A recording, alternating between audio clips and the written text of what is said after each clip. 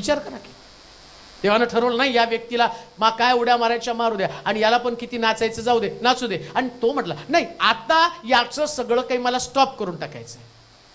परंतु मी असा विचार करतो जसं पौल म्हणतो या देहासंबंधानं मी पेचात आहे, जिवंत असेल तर प्रभूची सेवा करेल, मेलो तर मी प्रभूला भेटायला जाईल. इतकं कन्फर्म जीवन जगताना तो आपल्या ज्ञानावरती, आपल्या शक्तीवरती, आपल्या बुद्धीवरती, आपल्या पैशावरती, आपल्या सामर्थ्यावरती विश्वास ठेवत नाही, तर तो देवावरती विश्वास ठेवतो. हालेलुया. प्रत्येक गोष्टीला मर्यादा आहे. जगामध्ये व्यक्तीला जीवन जगताना मर्यादा आहे, अधिपतीला मर्यादा आहे, त्याच्या नाकपुड्यातला श्वास ही देवाची देणगी आहे. हालेलुया.